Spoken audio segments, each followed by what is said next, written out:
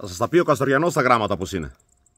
Επειδή έχω τρελαθεί με αυτά που έχουν συμβεί στη χώρα μου τις τελευταίες μέρες, εκτός ότι ρημάξανε τη χώρα, εκτός ότι ρημάξανε το μέλλον των παιδιών μας, εκτός ότι φάγανε και συνεχίζουν να τρώνε με τα δύο χέρια, γεμίσαν offshore, Ελβετίες, νησιά Κέιμαν, Μαδαγασκάρι, όπου σπουτάνα στα βάσανα έχει τράπεζα. Τι πρέπει να γίνει? Πες ότι βγάζουμε πρωθυπουργό το Κασελάκη, ο οποίος έχει δηλώσει ότι είναι γκέι.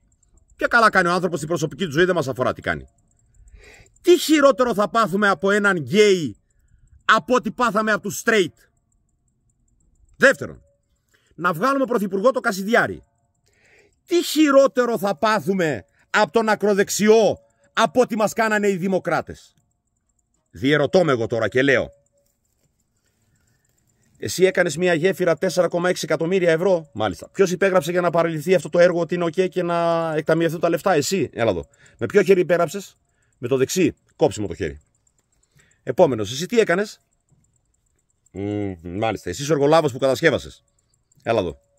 Κατάσχεση, περιουσιακά στοιχεία, τα πάντα, ό,τι έχεις και δεν έχεις, τράπεζες, σπίτια, μηχανήματα, περιουσίες, όλα, λογαριασμοί. Μέσα φυλακή 15 χρόνια. Γιατί έπεσε η γέφυρα? Ποιος τα έφαγε τα λεφτά? Ποιος τα ρούφηξε τα χρήματα, ρε απατεώνες?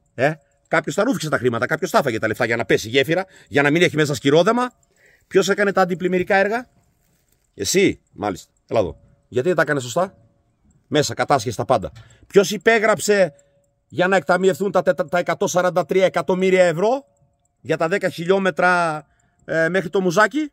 Εσύ υπέγραψες, υπάλληλε, εσύ. Εσύ πήρες τη μίζα. Έλα εδώ. Με ποιο χέρι υπέγραψες? Με το δεξί. Κόψε μου το χέρι. Αλλιώς δεν υπάρχει μέλλον σε αυτή τη χώρα.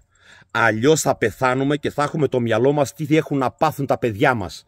Ξυπνάτε ρε Έλληνες, όσο για σένα ρε Ανδρουλάκη, που έκανε αγώνα ο Καστοριανός για να σε βγάλει πρόεδρο του Πασόκ, ντρέπομαι και λυπάμαι. Πού είσαι ρε να βγεις να ξεσηκώσεις τον κόσμο, να βγει έξω ο κόσμος? Δεν ντρέπεστε λιγάκι ρε? Δεν έχετε εσείς τι ντρέπεστε, τι διερωτώ με? Δεν έχετε τσίπα εσείς πάνω σας. Δεν έχετε τίποτα. Τίποτα.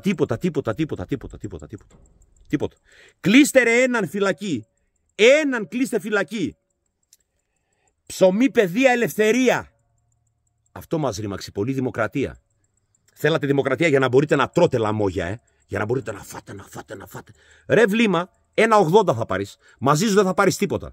Αυτός που θα σου πηδάει την κόρη, ο γαμπρός θα φάει τα λεφτά. Ή αυτή που θα σου πηδάει το γιο, η νύφη σου. Αυτοί θα τα φάνε τα λεφτά, βλάκα. Εσύ δεν θα πάρεις τίποτα μαζί σου. Όλοι θα πάρουμε 1,80 επί 0,90. Το καταλαβαίνει το μυαλό σου? Ηλίθιοι Έλληνα, βλάκα. Φάγατε, καταστρέψατε. Ο Έλληνας καίει Έλληνα, ο Έλληνας σκοτώνει Έλληνα, ο Έλληνας πνίγει Έλληνα. Έχει φτάσει το απροχώρητο. Ζούμε την απόλυτη περίοδο της σύψης. Το καταλαβαίνετε? Το καταλαβαίνετε? Κάτι πρέπει να γίνει. Δεν μπορεί να συνεχιστεί άλλο αυτό το παραμύθι.